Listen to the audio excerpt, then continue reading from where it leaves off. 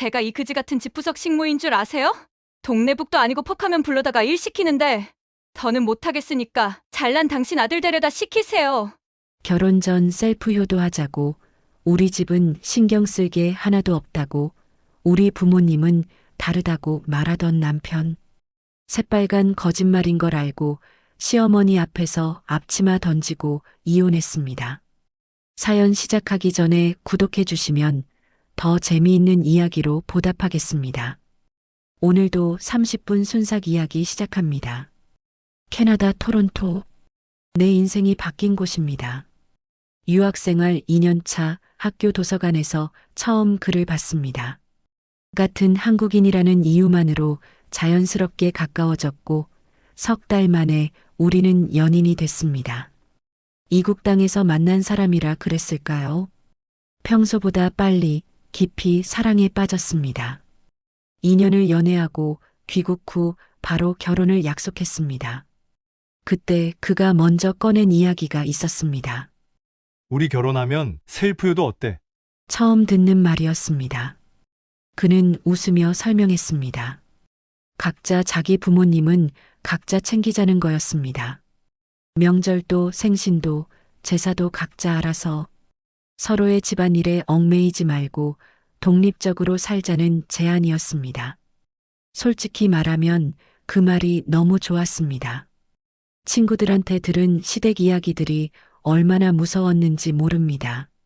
명절 음식 준비에 지쳐 쓰러진다는 선배, 시어머니 눈치 보느라 친정도 못 간다는 동기. 결혼은 하고 싶었지만 그런 삶은 상상만 해도 숨이 막혔습니다. 우리 집은 원래 신경 쓸 일이 별로 없어. 부모님도 간섭 안 하시는 스타일이고, 그의 말은 계속됐습니다. 그의 부모님은 외국 생활도 오래 하셨고 사고방식이 열려 있다고 했습니다. 며느리에게 이것저것 요구하는 전통적인 분들이 아니라고, 오히려 젊은 부부가 자기 삶을 사는 걸 응원하신다고 했습니다. 요즘 시대에 누가 그렇게 살아? 우리는 우리끼리 잘 살면 되는 거지? 그의 말에 고개를 끄덕였습니다. 현대적이고 합리적인 사람, 배려심 깊고 진보적인 남자. 내가 찾던 사람이 바로 이런 사람이었습니다. 양가 상견례에서 시부모님을 처음 뵀을 때도 좋은 인상이었습니다. 따뜻하게 웃으시며 내 손을 잡아주셨습니다. 앞으로 잘 지내자고, 편하게 지내자고 하셨습니다. 며느리 대하는 게 아니라 딸처럼 대해주신다는 느낌을 받았습니다. 결혼 준비는 순조로웠습니다. 시댁에서 이래라 저래라 하는 것도 없었고 우리 마음대로 결정할 수 있었습니다. 웨딩홀도 예단도 신혼집도 모두 우리 뜻대로였습니다. 결혼식 날 그는 내게 속삭였습니다. 평생 행복하게 해줄게. 나는 그 말을 믿었습니다. 아니, 믿고 싶었습니다. 이 사람과 함께라면 정말 다른 삶을 살 수 있을 것 같았습니다. 시댁 눈치 안 보고 친정에도 자유롭게 가고 부부끼리 알콩달콩 사는 그런 결혼 말입니다. 신혼여행에서 돌아와 새 집에 짐을 풀던 날이 기억납니다. 작지만 아늑한 우리 둘만의 공간. 앞으로 이곳에서 만들어갈 추억들을 상상하니 가슴이 두근거렸습니다. 그날 밤 우리는 소파에 앉아 와인을 마시며 미래를 이야기했습니다. 각자 커리어를 쌓아가며 서로를 응원하자고, 아이는 천천히 생각해보자고, 무엇보다 서로를 존중하는 부부가 되자고. 그의 눈빛이 진심으로 보였습니다. 진심으로 행복했습니다. 그때는 몰랐습니다. 1년 후 모든 게 달라질 거라는 걸, 그 달콤한 약속들이 얼마나 허무하게 무너질지. 결혼 1년 차 가을, 시어머니 생신 일주일 전이었습니다. 저녁을 먹고 있는데 남편 핸드폰이 울렸습니다. 시어머니였습니다. 통화를 마친 남편이 미안한 듯 웃으며 말했습니다. 엄마 생신 때 우리 집에서 가족들 모여서 식사하면 어떨까? 순간 귀를 의심했습니다. 셀프 효도는 각자 알아서 챙긴다며? 남편은 내 표정을 보고 얼른 덧붙였습니다. 첫 생신이잖아. 한 번만 해주면 안 될까? 우리 엄마가 되게 기대하시는 것 같아. 한 번만. 그 말이 마음을 무너뜨렸습니다. 거절하면 내가 인정머리 없는 며느리가 되는 것 같았습니다. 결국 고개를 끄덕일 수밖에 없었습니다. 회사 일도 바빴습니다. 신입 시절은 지났지만 프로젝트 마감이 코앞이었습니다. 퇴근 후와 주말을 쪼개장을 보고 음식을 준비했습니다. 갈비찜, 잡채, 전, 나물. 평소 해보지 않은 음식들이라 유튜브를 보며 익혔습니다. 생신 당일, 시댁 식구들이 우리 집에 모였습니다. 시부모님, 아가씨네 부부, 조카들까지. 며느리가 정성 들여 준비했네.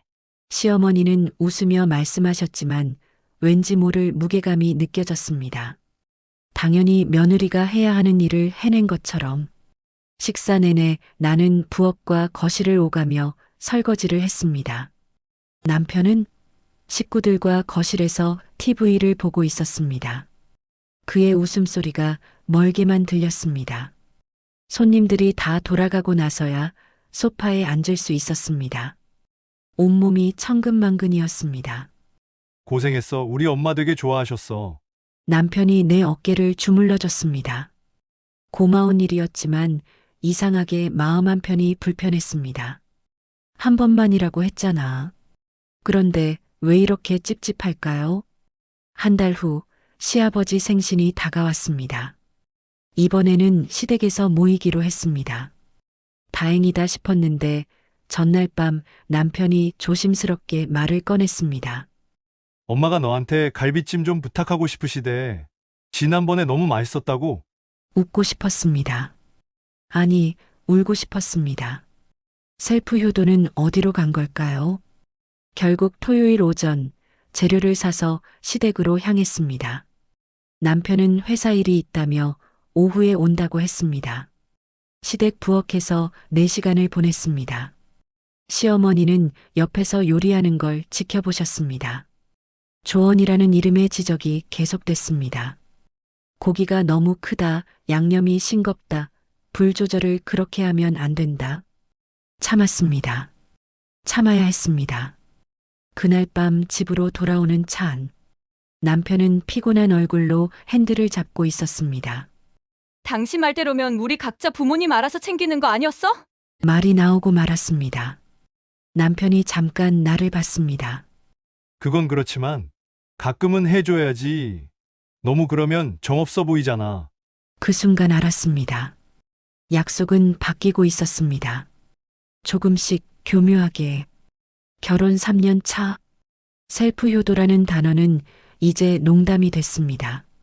추석이 다가왔습니다. 결혼 전 약속대로라면 나는 친정에, 남편은 시댁에 가야 했습니다. 하지만 명절 일주일 전 시어머니한테서 전화가 왔습니다. 며느리가 없으면 명절이 명절 같지 않지. 부드러운 목소리였지만 거절할 수 없는 말투였습니다. 남편은 당연하다는 듯 시댁 가는 걸 기정사실로 말했습니다. 친정은 명절 다음 날 잠깐 들르면 되지 않냐고 했습니다. 시댁에서 보낸 추석. 나는 부엌에 갇혔습니다. 전을 부치고 나물을 무치고 과일을 깎았습니다. 남자들은 거실에서 TV를 봤습니다. 우리 때는 더 힘들었어. 그래도 다들 했지. 시어머니의 말이었습니다. 그 말 속엔 여러 의미가 담겨 있었습니다. 너희도 참고 해라. 이게 당연한 거다. 불평하지 마라. 명절이 끝나고 친정에 들렀습니다.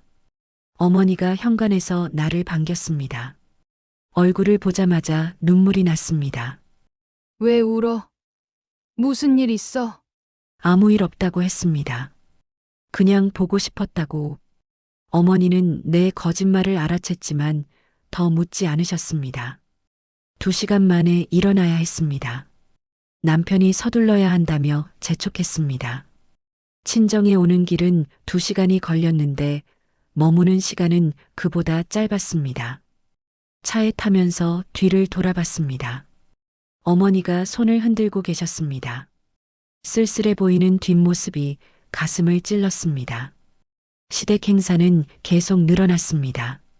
시댁 친척 결혼식, 시어머니 친구분 회가변, 시댁 제사, 모든 자리에 며느리 참석이 당연시됐습니다.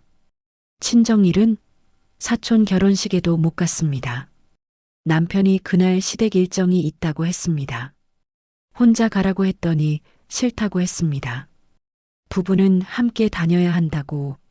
그럼 시댁 일정도 혼자 다녀야 하는 거 아니냐고 물었더니 그건 다르다고 했습니다. 뭐가 다른 건지 물었습니다. 남편은 대답하지 않았습니다. 결혼 4년 차가 됐을 때 나는 회사에서 승진 기회가 왔습니다. 하지만 업무량이 늘어나는 대신 주말 출근도 있었습니다. 고민 끝에 승진을 받아들이기로 했습니다. 그 결정을 남편한테 말했을 때 그는 미간을 찌푸렸습니다. 주말 출근하면 우리 집안일 일정은 어떡하려고? 내 커리어에 대한 축하는 없었습니다. 시댁 일정이 먼저였습니다. 한두 번은 빠져도 되지 않을까? 내 말에 남편은 한숨을 쉬었습니다. 엄마가 서운해하시면 어떡해. 그날 밤 베개에 얼굴을 묻고 소리 없이 울었습니다. 이게 내가 꿈꾸던 결혼이었나요? 셀프 효도를 약속한 그 남자는 어디로 간 걸까요?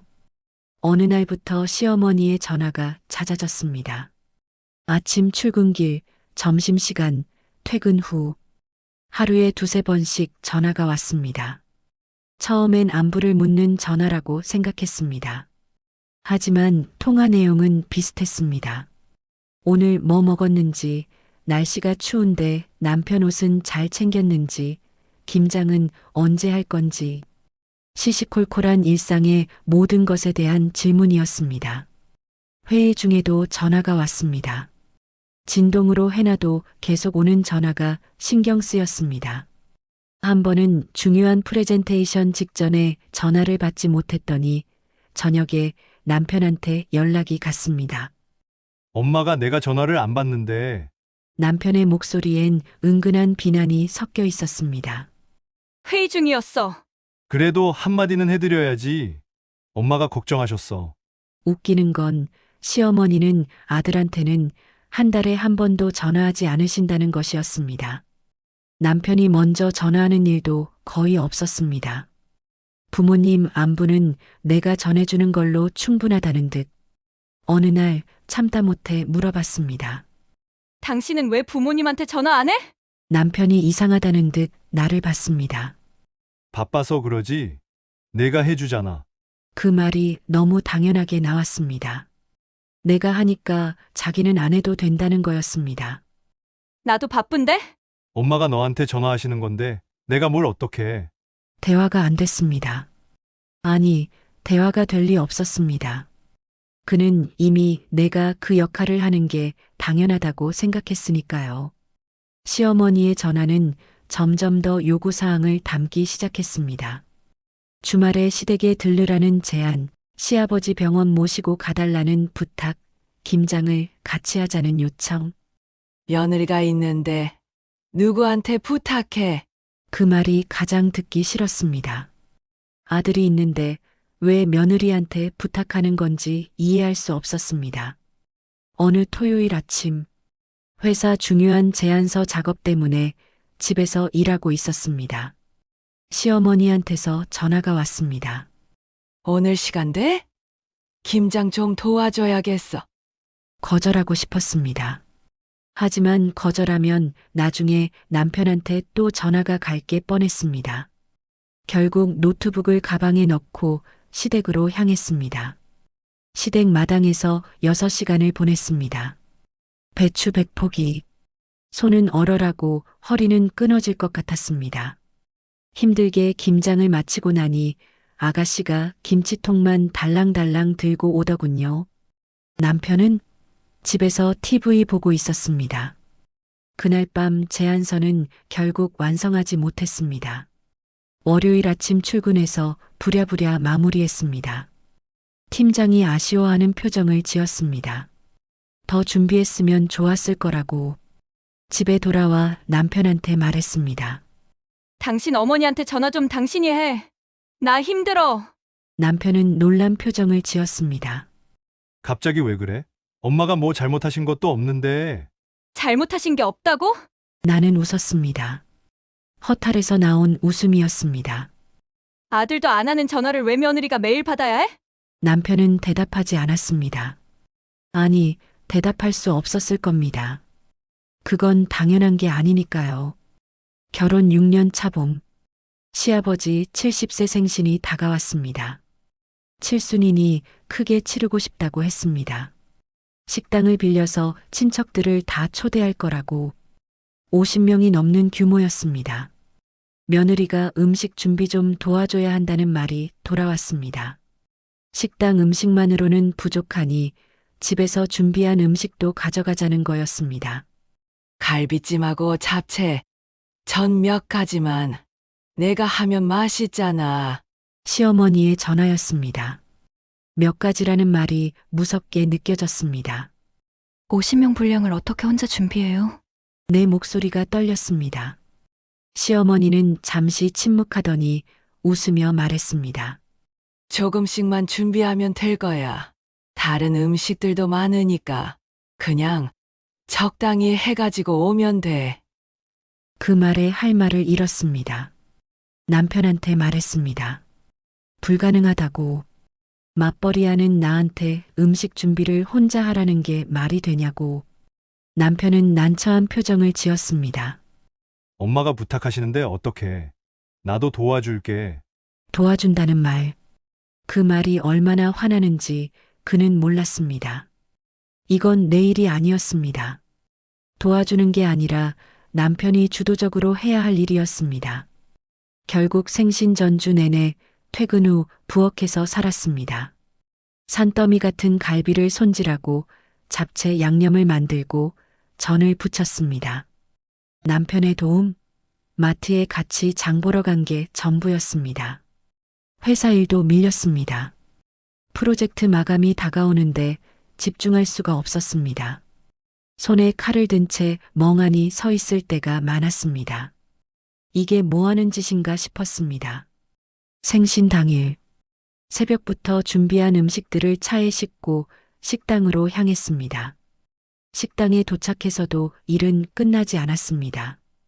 음식 세팅, 손님 맞이, 아이들 돌보기, 며느리가 해야 할 일들이 끝없이 이어졌습니다. 식사 중에도 자리에 앉아 있을 수 없었습니다. 손님들 음식 부족한 건 없는지 확인하고, 아이들 밥 먹이고, 술잔 채우고, 시어머니가 친척들한테 자랑하듯 말했습니다. 우리 며느리가 정성 들여 다 준비했어요. 칭찬이 전혀 기쁘지 않았습니다. 오히려 무거웠습니다. 이 정성이 당연한 것처럼 느껴지는 게 무서웠습니다. 행사가 끝나고 집으로 돌아오는 길, 차 안에서 남편이 말했습니다. 고생 많았어. 다들 음식 맛있다고 하셨어. 나는 창밖을 보며 대답했습니다. 다시는 못해. 남편이 깜짝 놀란 표정으로 나를 봤습니다. 왜 갑자기 그래? 갑자기라니. 6년 동안 쌓인 게 갑자기란 말인가요? 이건 아니야. 우리 약속 기억해? 셀프요도. 남편의 얼굴이 굳었습니다. 그건 결혼 전 얘기고, 결혼하면 다 이렇게 사는 거야. 그 말이 모든 걸 말해줬습니다. 결혼 전 약속은 이미 휴지 조각이 됐습니다. 나는 며느리라는 이름의 노예가 된 거였습니다. 그날 밤 잠이 오지 않았습니다. 몸도 마음도 한계였습니다. 더 이상은 못 참겠다는 생각이 머릿속을 맴돌았습니다. 결혼 6년 차 가을, 추석이었습니다.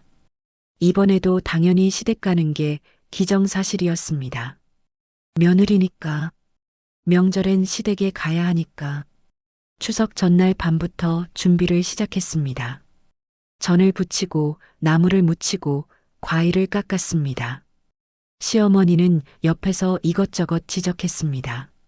파전은 이렇게 부치는 게 아니야. 나물에 간이 좀 세네.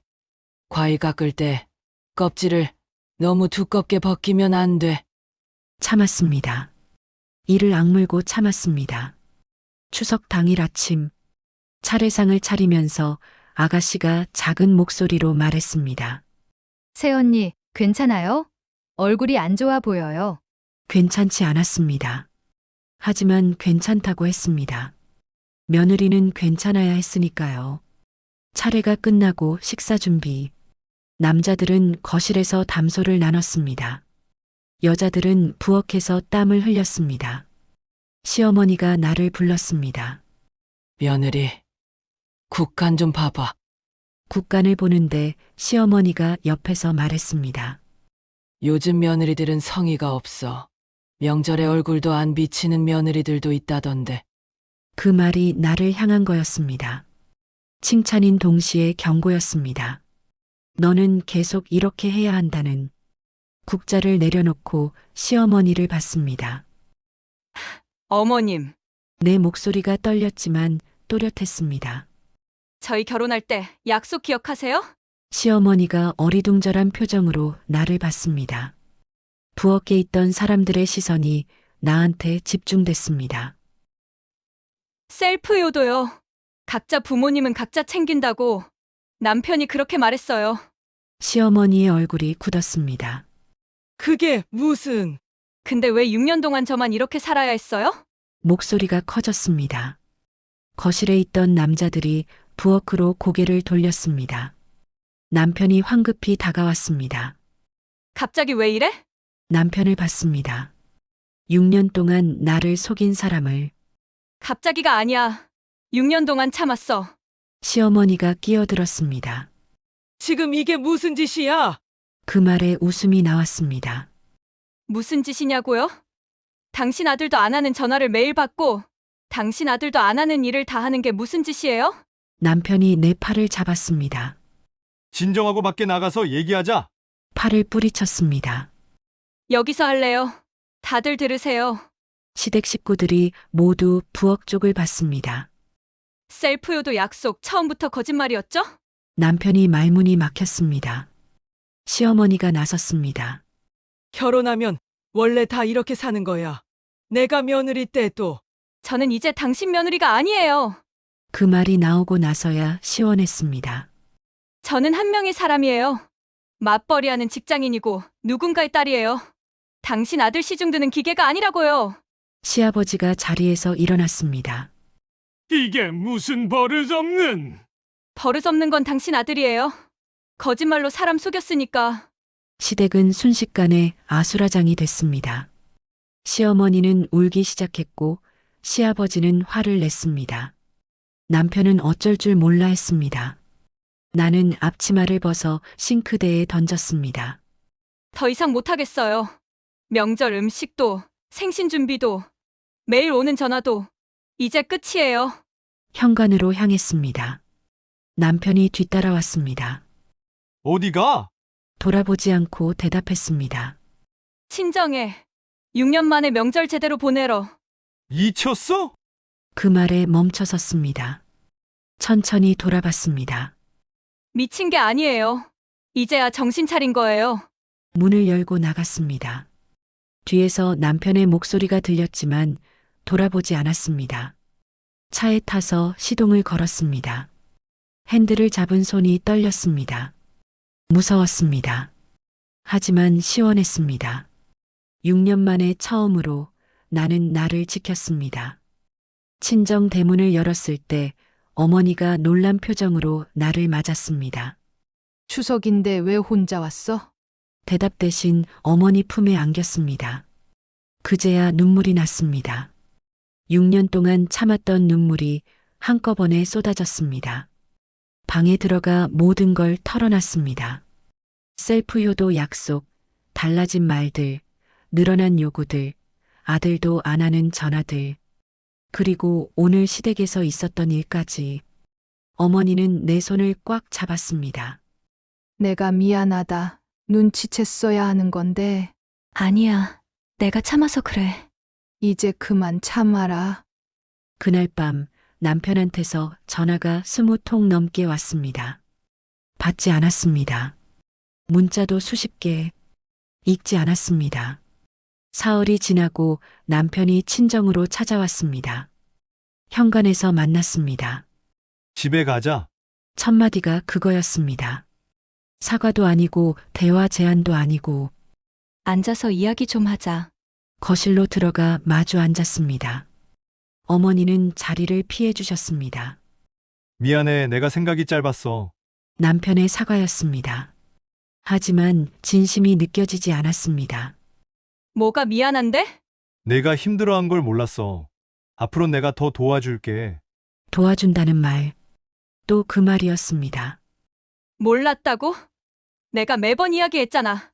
그리고 도와주는 게 아니야. 다 당신 일이야. 알았어. 내가 하면 되지. 그러니까 집에 가자. 남편은 내가 화풀이를 한 거라고 생각하는 것 같았습니다. 며칠 있으면 괜찮아질 거라고. 이혼하자. 남편의 얼굴에서 혈색이 사라졌습니다. 뭐? 이혼하자고. 더 이상 못 살겠어. 무슨 소리야? 이혼까지 할 일이야? 목소리가 커졌습니다. 나는 침착하게 대답했습니다. 이혼할 일이야. 6년 동안 거짓말 속에 살았어. 셀프 효도는 처음부터 거짓말이었잖아. 그건 상황이 바뀐 거지. 부모님이 원하시는데 어쩌겠어? 당신 부모님이 원하는 건 다 들어줘야 해? 내가 원하는 건? 남편이 머리를 감싸쥐었습니다. 진정해, 우리 다시 얘기해보자. 내가 잘못했어, 앞으론. 앞으론 없어. 단호하게 말했습니다. 남편이 나를 봤습니다. 처음 보는 표정이었습니다. 진심이야? 진심이야. 이미 변호사도 알아봤어. 거짓말이었습니다. 하지만 그렇게 말하고 싶었습니다. 남편은 한참을 말없이 앉아 있다가 일어났습니다. 후회할 거야. 후회 안 해. 남편이 현관으로 향했습니다. 문 앞에서 돌아봤습니다. 일주일 줄게, 생각 정리해. 생각 정리는 이미 진작에 끝났어. 변호사 선임하고 연락할게. 남편이 나갔습니다. 문이 닫히는 소리가 들렸습니다. 어머니가 방에서 나왔습니다. 괜찮아? 고개를 끄덕였습니다. 괜찮았습니다. 아니, 괜찮아질 거였습니다. 그날 밤 진짜로 변호사를 알아봤습니다.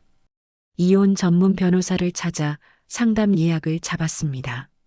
사흘 후 시어머니한테서 전화가 왔습니다. 에미야, 목소리가 달라져 있었습니다. 사과하려는 건가 싶었습니다. 우리가 너무했지. 미안하다. 사과였습니다. 하지만 너무 늦었습니다. 돌아가지 않을 거예요. 이혼 절차 진행 중이에요. 뭐? 이혼? 그게 무슨 말이야? 제 인생 낭비 안 하려고요. 7년이면 충분했어요. 아니, 며느리가 시어머니한테 어떻게? 며느리 아니에요. 이제 남이 될 거니까. 전화를 끊었습니다. 그리고 번호를 차단했습니다. 일주일 후 변호사 사무실에서 이혼 소장을 작성했습니다. 남편한테 내용 증명을 보냈습니다. 이혼 사유, 결혼 생활 파탄, 배우자의 가족에 의한 지속적인 정신적 학대. 답변서가 왔습니다. 남편은 이혼에 동의하지 않는다고 했습니다. 그래도 괜찮았습니다. 법적으로 싸울 준비가 돼 있었습니다. 6개월간의 조정 기간이 시작됐습니다. 그 기간 동안 나는 일에 집중했습니다. 회사에서 밀렸던 프로젝트를 완성했습니다. 퇴근 후엔 친구들을 만났습니다. 오랜만에 나를 위한 시간을 가졌습니다. 시댁에서 몇 번 연락이 왔지만 모두 무시했습니다.